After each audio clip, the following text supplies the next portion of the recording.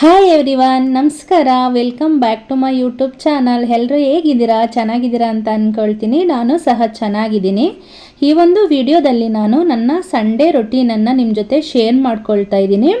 ಊರಿಂದ ಬಂದೆ, ಹಾಗಾಗಿ ಊರಿಂದ ಬಂದ ತಕ್ಷಣ ಗೊತ್ತಿರುತ್ತಲ್ವ, ಮನೆಯೆಲ್ಲ ಫುಲ್ ಗಲೀಜು ಮಾಡಿಟ್ಟಿರ್ತಾರೆ. ಸೊ ಕ್ಲೀನಿಂಗ್ ಇತ್ತು, ಹಾಗಾಗಿ ಆ ಎಲ್ಲ ಒಂದು ರೊಟೀನನ್ನು ನಿಮ್ಮ ಜೊತೆ ನಾನಿಲ್ಲಿ ಶೇರ್ ಮಾಡ್ಕೊಳ್ತಾ ಇದ್ದೀನಿ. ಸ್ಯಾಟರ್ಡೆ ನೈಟು ನಾವು ಇಲ್ಲಿ ಊರಿಂದ ಹೊರಟ್ವಿ. ಸೊ ಬಂದು ಬ್ಯಾಗೆಲ್ಲ ಇವಾಗ ಹೋಗಬೇಕಾದ್ರೆ ಪ್ಯಾಕ್ ಮಾಡ್ಕೊಂಡು ಹೋಗಿರ್ಬೇಕಿರುತ್ತೆ, ಮತ್ತು ಬರಬೇಕಿದ್ರೆ ಅನ್ಪ್ಯಾಕ್ ಮಾಡಬೇಕಿರುತ್ತಲ್ಲ. ಸೊ ಹಾಗಾಗಿ ಅದು ದಿನ ಪೂರ್ತಿ ಕೆಲಸಗಳಿತ್ತು. ಆ ಒಂದು ವಿಡಿಯೋವನ್ನು ನಿಮ್ಮ ಜೊತೆ ಶೇರ್ ಮಾಡ್ಕೊಳ್ತಾ ಇದ್ದೀನಿ. ಅದ್ರ ಜೊತೆ ಇಲ್ಲಿ ಅರ್ಜೆಂಟಾಗಿ ಅಂತ ಹೇಳ್ಬಿಟ್ಟು ನಾನು ಏನು ಮಾಡಿದೆ, ಟೊಮೊಟೊವನ್ನು ಯೂಸ್ ಮಾಡಿಕೊಂಡು ಊರಿಗೆ ಹೋಗ್ಬೇಕಾದ್ರೆ ಎಲ್ಲ ತರಕಾರಿಗಳನ್ನು ಯೂಸ್ ಮಾಡಿಬಿಟ್ಟು ಹೋಗಿದ್ದೆ. ಹಾಗಾಗಿ ತರಕಾರಿಗಳನ್ನು ತರೋ ಅಷ್ಟರಲ್ಲಿ ಅರ್ಜೆಂಟ್ಗೆ ಅಂತೇಳಿ ಕುಷ್ಕವನ್ನು ರೆಡಿ ಮಾಡ್ಕೊಳ್ಳೋಣ ಅಂತೇಳಿ ಮಾಡ್ಕೊಳ್ತಾ ಇದ್ದೀನಿ. ಆ ಒಂದು ರೆಸಿಪಿಯನ್ನು ನಿಮ್ಮ ಜೊತೆ ನಾನಿಲ್ಲಿ ಶೇರ್ ಮಾಡ್ಕೊಳ್ತಾ ಇದ್ದೀನಿ. ಮೊದಲಿಗೆ ಇಲ್ಲಿ 1.5 ಗ್ಲಾಸ್ ಅಷ್ಟು ನಾನು ಅಕ್ಕಿಯನ್ನು ನೆನೆಸಿ ಇಡ್ತಾ ಇದ್ದೀನಿ. ಅಕ್ಕಿ ಒಂದು 10 ನಿಮಿಷಗಳ ಕಾಲ ನೆಂದರೆ ಸಾಕಾಗುತ್ತೆ. ಅದಾದ ನಂತರ ಇವಾಗ ಒಂದು ಕುಕ್ಕರನ್ನು ಇಟ್ಟು ಒಂದು 3-4 ಟೇಬಲ್ ಸ್ಪೂನ್ ಅಷ್ಟು ಆಯಿಲನ್ನು ಹಾಕ್ತಾ ಇದ್ದೀನಿ. ಆಯಿಲು ಚೆನ್ನಾಗಿ ಬಿಸಿಯಾದ ನಂತರ ಇಲ್ಲಿ ನಾನು ಒಂದು 2-3 ಪಲಾವ್ ಎಲೆಯನ್ನು ಸೇರಿಸ್ಕೊಳ್ತಾ ಇದ್ದೀನಿ. ಅದಾದ ನಂತರ ಕಸೂರಿ ಮೇಥಿಯನ್ನು ಸೇರಿಸ್ಕೊಳ್ತಾ ಇದ್ದೀನಿ.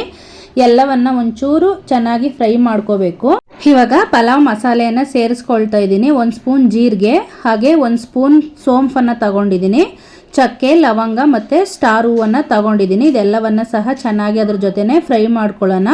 ಇದಾದ ನಂತರ ಇಲ್ಲಿ ಕಟ್ ಮಾಡಿ ಇಟ್ಕೊಂಡಿದ್ದಂಥ 2 ಈರುಳ್ಳಿಯನ್ನು ನಾನಿಲ್ಲಿ ಸೇರಿಸ್ಕೊಳ್ತಾ ಇದ್ದೀನಿ. ಇದಕ್ಕೆ ಟೊಮೊಟೊ ಈರುಳ್ಳಿ ಅಷ್ಟೇ ಹಾಕೋದ್ರಿಂದ ಸ್ವಲ್ಪ ಈರುಳ್ಳಿ ಜಾಸ್ತಿನೇ ಸೇರಿಸ್ಕೋಬೇಕಾಗುತ್ತೆ.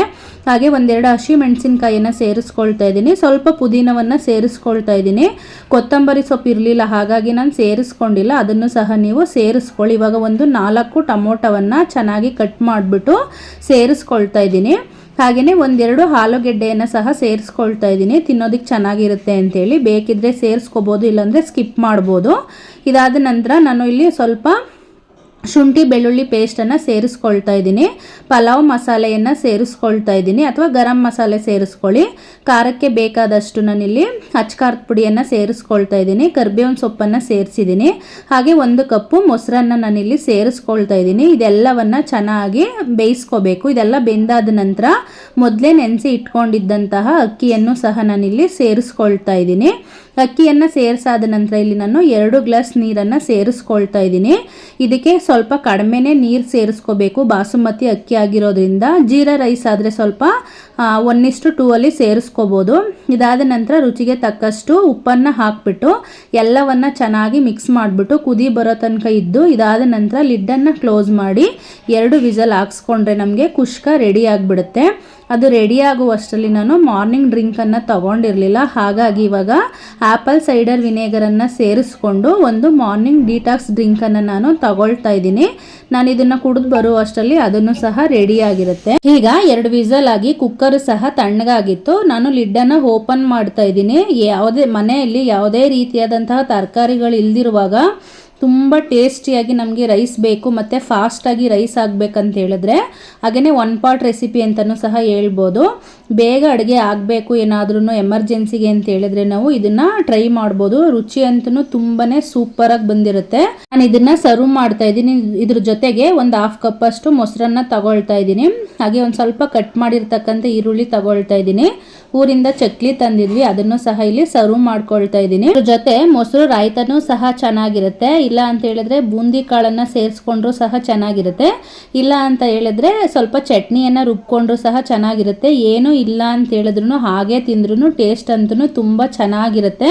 ಒಮ್ಮೆ ಟ್ರೈ ಮಾಡಿ. ಯಾವಾಗಲಾದ್ರು ತರಕಾರಿ ಇಲ್ಲ ಅಂತ ಹೇಳಿದ್ರು, ಅಥವಾ ಬೇಗ ಅಡುಗೆ ಆಗಬೇಕು, ಟಿಫನ್ ಬ್ರೇಕ್ಫಾಸ್ಟ್ ರೆಡಿ ಆಗಬೇಕಂತ ಏನಾದರೂ ಇದ್ದರೆ ಆ ಟೈಮಲ್ಲಿ ಈ ಥರದ್ದು ಒಂದು ರೆಸಿಪಿಯನ್ನು ಟ್ರೈ ಮಾಡಿ. ತುಂಬಾ ಸೂಪರಾಗಿ ಬಂದಿರುತ್ತೆ. ನಾವು ಸಹ ತಿಂದು ಮುಗಿಸಿ ಮಕ್ಕಳಿಗೆ ಹಾಲು ಮಾಡಿಕೊಡ್ಬೇಕಿತ್ತು, ಹಾಗಾಗಿ ಅವ್ರಿಗೂ ಸಹ ಹಾಲನ್ನು ಕಾಯಿಸಿ ಕೊಟ್ಬಿಟ್ಟು ಅದಾದ ನಂತರ ನಾನು ಸಹ ಸ್ವಲ್ಪ ಟೀಯನ್ನು ಮಾಡಿ ಕುಡಿದ್ಬಿಟ್ಟು, ಸಂತೋಷ್ ಅವರು ಸಹ ಇದ್ರಲ್ಲ, ಸೊ ಹಾಗಾಗಿ ಇಬ್ರಿಗೂ ಸೇರಿ ಟೀಯನ್ನು ಮಾಡ್ತಾ ಇದ್ದೀನಿ. ಟೀಯನ್ನು ಮಾಡಿ ಕುಡಿದು ಇದಾದ ನಂತರ ಮಧ್ಯಾಹ್ನಕ್ಕೆ ನಾವು ಕಲ್ಲಂಗಡಿಯನ್ನು ಅಷ್ಟೇ ತಗೊಂಡಿದ್ದು, ಏನೂ ಅಡುಗೆಯನ್ನು ಮಾಡಿರಲಿಲ್ಲ. ಎಲ್ಲ ನಾನು ಹೇಳಿದ್ನಲ್ಲ, ಲಗೇಜೆಲ್ಲ ಅನ್ಪ್ಯಾಕ್ ಮಾಡಬೇಕಿತ್ತು. ಸೊ ಹಾಗಾಗಿ ಕಲ್ಲಂಗಡಿ ಅಷ್ಟೇ ತಿಂದಿದ್ದು. ಸೆಕೆ ಅಲ್ವಾ, ಏನೂ ತಿನ್ಬೇಕಂತ ಅನಿಸಿಲ್ಲ. ಹಾಗೆಯೇ ತರಕಾರಿ ತರಬೇಕಂತ ಹೋಗಿದ್ವಿ. ಬರ್ತಾ ಇರಬೇಕಾದ್ರೇ ಸಮೋಸನೂ ಸಹ ತಂದು ಈವ್ನಿಂಗ್ ಸ್ನ್ಯಾಕ್ಸ್ಗೆ ಅಂತೇಳಿ ತಿಂದಿದ್ದಾಯಿತು. ಎಮರ್ಜೆನ್ಸಿ ಅಂತೇಳ್ಬಿಟ್ಟು ಎಷ್ಟಾಗುತ್ತೋ ಅಷ್ಟು ಸ್ವಲ್ಪನೇ ತರಕಾರಿಗಳನ್ನು ತಂದಿದ್ದಾಯಿತು. ಉಳಿದಿದ್ದೆಲ್ಲ ಬೇಕಂದರೆ ಆಮೇಲೆ, ಯಾಕಂದರೆ ತರಕಾರಿಗಳನ್ನು ಎತ್ತಿಡೋಕ್ಕೂ ಟೈಮ್ ಇರಲಿಲ್ಲ, ಹಾಗಾಗಿ ಎಷ್ಟು ಬೇಕೋ ಅಷ್ಟೇ ತರಕಾರಿಗಳನ್ನು ತಂದಿದ್ದಾಯಿತು. ಮತ್ತು ಊರಿಂದ ಸ್ವಲ್ಪ ಈರುಳ್ಳಿಯನ್ನೆಲ್ಲ ತಂದಿದ್ದೆ, ಸಣ್ಣ ಈರುಳ್ಳಿ ಸಿಕ್ಕಿತ್ತು, ಹಾಗಾಗಿ ಅದನ್ನೆಲ್ಲ ತೆಗೆದಿಡ್ತಾ ಇದ್ದೆ. ಈ ಥರ ಯಾವುದೇ ಊರಲ್ಲಿ ಕಾಳುಗಳು ಸಿಕ್ಕಿದ್ರು, ಜಾಸ್ತಿ ಕಾಳುಗಳು ಸಿಗುತ್ತಲ್ವ, ಊರಲ್ಲಿ ಬೆಳೀತಾ ಇರ್ತಾರಲ್ವ, ಆ ರೀತಿ ಕಾಳುಗಳೇನಾದರೂ ಸಿಕ್ಕರೆ ನಾನು ಊರಿಂದ ಏನಾದರೂ ತಂದರೆ ಈ ರೀತಿ ವಾಟರ್ ಬಾಟಲ್ಗಳಿಗೆ ಏನು ಮಾಡ್ತೀನಿ, ತುಂಬಿಸಿ ಇಟ್ಕೊಳ್ತೀನಿ. ಆ ಥರ ಇಟ್ಕೊಳ್ಳೋದ್ರಿಂದ ಯಾವುದೇ ರೀತಿಯಾದಂತಹ ಹುಳುಗಳು ಸಹ ಅದರಲ್ಲಿ ಬರೋದಿಲ್ಲ, ಹಾಗಾಗಿ ನಾನು ವಾಟರ್ ಬಾಟಲ್ಗಳಲ್ಲಿ ಇಟ್ಕೊಳ್ತೀನಿ. ಹಾಗೆ ಅಮ್ಮ ಹಪ್ಪಳ ರೆಡಿ ಮಾಡಿಕೊಟ್ಟಿದ್ರು, ಅದನ್ನು ಸಹ ತಂದಿದ್ದೆ, ಅದನ್ನು ಸಹ ಬಾಕ್ಸ್ಗೆ ಹಾಕಿ ಇಡ್ತಾ ಇದ್ದೀನಿ. ಅದನ್ನು ನಾನು ನಿಮ್ಮ ಜೊತೆ ಶೇರ್ ಮಾಡಬೇಕಂತ ಅಂದ್ಕೊಂಡಿದ್ದೀನಿ ಖಂಡಿತವಾಗ್ಲೂ. ನೆಕ್ಸ್ಟು ಯಾಕಂದರೆ ಟೈಮ್ ಸಾಕಾಗ್ತಾ ಇಲ್ಲ, ನೆಕ್ಸ್ಟ್ ವೀಡಿಯೋಗಳಲ್ಲಿ ಅದನ್ನು ಶೇರ್ ಮಾಡ್ಕೊಳ್ತೀನಿ. ಅದಾದ ನಂತರ ಬಸವ ಜಯಂತಿ ಇತ್ತಲ್ವ, ಹಾಗಾಗಿ ಅಕ್ಷಯ ತೃತೀಯ ಇದ್ದಿದ್ದರಿಂದ ದೇವ್ರ ಮನೆಯೂ ಸಹ ಕ್ಲೀನ್ ಮಾಡೋಣ, ಪೂಜಾ ಸಾಮಗ್ರಿಗಳನ್ನು ಸಹ ಕ್ಲೀನ್ ಮಾಡೋಣ ಅಂತ ಹೇಳ್ಬಿಟ್ಟು ನಾನು ಅದನ್ನು ಕ್ಲೀನ್ ಮಾಡ್ಕೊಳ್ತಾ ಇದ್ದೆ. ನನ್ನ ಮಗ ಮನೆಯೆಲ್ಲ ಕಸ ಗುಡಿಸ್ಕೊಡ್ತಾ ಇದ್ದ. ಹಾಗೆ ಸಂತೋಷ್ ಅವರು ಸಹ ಮನೆಯೆಲ್ಲನೂ ನಾನು ಒರೆಸ್ಕೊಡ್ತೀನಿ, ಜಾಸ್ತಿ ಕೆಲಸಗಳಿತ್ತಲ್ವ, ಹಾಗಾಗಿ ನಾನು ಕ್ಲೀನ್ ಮಾಡ್ಕೊಡ್ತೀನಿ ಅಂತ ಹೇಳ್ಬಿಟ್ಟು ಕ್ಲೀನ್ ಮಾಡ್ಕೊಡ್ತಾ ಇದ್ರು. ಸಂಡೇ ಹೇಗಿದ್ರು ಮನೇಲಿದ್ರಲ್ವ, ಹಾಗಾಗಿ ಅವರು ಸಹ ಕ್ಲೀನ್ ಮಾಡಿಕೊಡ್ತಾ ಇದ್ರು. ಅಷ್ಟರಲ್ಲಿ ಅವರೆಲ್ಲ ಕ್ಲೀನ್ ಮಾಡಾದ ನಂತರ ನಾನು ದೇವ್ರ ಮನೇಲಿ ಕೆಲವನ್ನ ಕ್ಲೀನ್ ಮಾಡಿಬಿಟ್ಟು ಪೂಜಾ ಸಾಮಗ್ರಿಗಳನ್ನು ಸಹ ಕ್ಲೀನ್ ಮಾಡಿ ಇಟ್ಬಿಡೋಣ, ನೈಟ್ ಅಡುಗೆ ಮಾಡೋದಕ್ಕೆ ಸರಿಯಾಗುತ್ತೆ ಅಂತ ಹೇಳ್ಬಿಟ್ಟು ನಾನು ಸಹ ಎಲ್ಲವನ್ನ ಸಹ ಕ್ಲೀನ್ ಮಾಡಿ ಇಟ್ಕೊಳ್ತಾ ಇದ್ದೆ. ಕೆಲವರು ಸಂಡೇ ಅಕ್ಷಯ ತೃತೀಯವನ್ನು ಆಚರಣೆ ಮಾಡಿದ್ದಾರೆ, ಕೆಲವರು ಮಂಡೇ ಮಾಡಿದ್ದಾರೆ. ನಾನು ಸಂಡೇ ಮಾಡೋದಕ್ಕೆ ಆಗಿಲ್ಲ, ಹಾಗಾಗಿ ಮಂಡೇ ಎಲ್ಲವನ್ನ ಸಹ ಮಾಡ್ಕೊಳ್ತೀನಿ. ಆ ಒಂದು ವಿಡಿಯೋವನ್ನು ನೆಕ್ಸ್ಟ್ ಒಂದು ನನ್ನ ವ್ಲಾಗಲ್ಲಿ ಶೇರ್ ಮಾಡ್ಕೊಳ್ತೀನಿ. ಹಾಗೆ ಊರಿಂದ ಸೊಪ್ಪನ್ನು ತಂದಿದ್ದೆ, ಅದನ್ನೆಲ್ಲವನ್ನು ಸಹ ತೊಳೆದು ಇಡ್ತಾ ಇದ್ದೀನಿ. ಇದರಲ್ಲಿ ತುಂಬಾ ಮಣ್ಣಿತ್ತು, ಹಾಗಾಗಿ ಒಂದು 2-3 ಸಲ ಮೊದಲು ನೀಟಾಗಿ ಆ ಮಣ್ಣೆಲ್ಲ ಹೋಗುವಷ್ಟರಲ್ಲಿ ನೀಟಾಗಿ ಚೆನ್ನಾಗಿ ತೊಳ್ಕೊಳ್ತಾ ಇದ್ದೀನಿ. ಅದಾದ ನಂತರ ಚೆನ್ನಾಗಿ ತೊಳೆದ್ಬಿಟ್ಟು ಕೊನೆಯದಾಗಿ ಒಂದು ಅರ್ಧ ಗಂಟೆ ಏನು ಮಾಡ್ತೀನಿ, ನಾನು ಅದೇ ನೀರಲ್ಲಿ ನೆನೆಸಿ ಇಟ್ಬಿಡ್ತೀನಿ. ಮತ್ತೆ ಚೆನ್ನಾಗಿ ಒಂದು ಅರ್ಧ ಗಂಟೆ ಆಗಿ ಅದೆಲ್ಲ ನೆಂದು ಮಣ್ಣೆಲ್ಲ ಬಿಟ್ಟಾದ ನಂತರ ಮತ್ತೆ ಒಂದು 2-3 ಸಲ ಅದನ್ನು ಚೆನ್ನಾಗಿ ತೊಳ್ಕೊಳ್ತೀನಿ. ಈ ರೀತಿಯಾಗಿ ತೊಳ್ಕೊಂಡಿಲ್ಲ ಅಂತ ಹೇಳಿದ್ರೆ ನಾವು ಸಾಂಬಾರ್ಗೆ ಅಥವಾ ಉಪ್ಪು ಸಾಂಬಾರ್ಗೆ ಏನಕ್ಕಾದರೂ ಹಾಕಿದುವಾಗ ಆ ಸೊಪ್ಪನ್ನು ತಿಂದುವಾಗ ಬಾಯಿಗೆಲ್ಲ ಬರೀ ಮಣ್ಣೇ ಸಿಗ್ತಾ ಇರುತ್ತೆ. ಹಾಗಾಗಿ ಏನು ಮಾಡ್ತೀನಿ, ಇದನ್ನು ತುಂಬ ಚೆನ್ನಾಗಿ ತೊಳ್ಕೊಬೇಕಾಗುತ್ತೆ, ಇಲ್ಲ ಅಂತ ಹೇಳಿದ್ರೆ ಜಾಸ್ತಿ ಮಣ್ಣು ಸಿಗ್ತಾ ಇರುತ್ತೆ.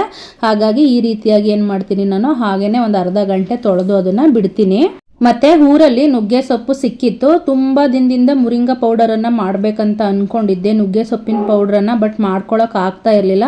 ಹಾಗಾಗಿ ಈ ಟೈಮ್ ಏನು ಮಾಡಿದೆ, ಇದನ್ನು ಚೆನ್ನಾಗಿ ತೊಳೆದ್ಬಿಟ್ಟು ಒಣಗಿಸ್ಕೊಳ್ಳೋಣ ಅಂತ ಹೇಳ್ಬಿಟ್ಟು ತಗೊಂಡು ಬಂದಿದ್ದೀನಿ. ಒಣಗಕ್ಕೆ ಇಟ್ಟಿದ್ದೆ, ಮತ್ತು ನಾಳೆ ಸ್ವಲ್ಪ ಇದನ್ನು ಒಣಗಿಸ್ಕೋಬೇಕು. ಮನೆಯಲ್ಲೇ ನಾವು ರೆಡಿ ಮಾಡ್ಕೋಬೋದು, ಆನ್ಲೈನಲ್ಲಿ ತುಂಬ ದುಡ್ಡನ್ನು ಕೊಡೋದಕ್ಕಿಂತ ಮನೆಯಲ್ಲೇ ಸಹ ನಾನು ಅದನ್ನು ಪ್ರಿಪೇರ್ ಮಾಡ್ಕೋಬೋದು. ಇವಾಗ ಜಸ್ಟ್ ಒಣಗಕ್ಕೆ ಇಟ್ಟಿದ್ದೀನಿ.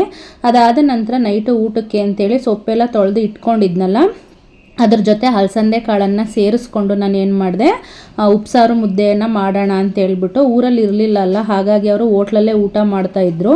ಹಾಗಾಗಿ ಬಾಯೆಲ್ಲ ಒಂಥರ ಅನಿಸ್ತಾ ಇದೆ, ಉಪ್ಸಾರು ಮುದ್ದೆ ಮಾಡ್ಕೊಂಡು ತಿನ್ನೋಣ ಅಂತ ಹೇಳ್ಬಿಟ್ಟು ಏನು ಮಾಡಿದ್ವಿ, ಉಪ್ಸಾರು ಮುದ್ದೆಯನ್ನು ಮಾಡಿಕೊಂಡು ಊಟವನ್ನು ಮಾಡಿದ್ವಿ. ಸಾಮಾನ್ಯವಾಗಿ ಇವಾಗ ಊರುಗಳಿಗೆ ಹೋಗಿ ಬಂದರೆ ಈ ರೀತಿ ಸೊಪ್ಪುಗಳೆಲ್ಲ ಸಿಗುತ್ತಲ್ವ, ಅದನ್ನೆಲ್ಲ ತಂದು ಏನು ಮಾಡ್ತೀವಿ, ಯೂಸ್ ಮಾಡ್ಕೊಳ್ತೀವಿ. ಒಂದು ವೀಕ್ ಅಷ್ಟು ನಾನು ಸೊಪ್ಪುಗಳೆಲ್ಲ ತೊಗೊಂಡು ಬಂದಿರ್ತೀನಿ, ಒಂದು ವೀಕ್ ಪೂರ್ತಿ ಅದನ್ನೇ ಯೂಸ್ ಮಾಡ್ಕೊಳ್ತೀನಿ. ಇಲ್ಲಿ ಬ್ಯಾಂಗ್ಳೂರಲ್ಲಿ ಸಿಗುವಂಥ ಸೊಪ್ಪುಗಳಿಗೆ ಹೋಲಿಸ್ಕೊಂಡ್ರೆ ಅಲ್ಲಿ ಸಿಗ್ತಕ್ಕಂಥ ಸೊಪ್ಪುಗಳು ಸ್ವಲ್ಪ ಹೆಲ್ದಿಯಾಗಿರುತ್ತೆ ಮತ್ತು ಸ್ವಲ್ಪ ಚೆನ್ನಾಗಿರುತ್ತೆ.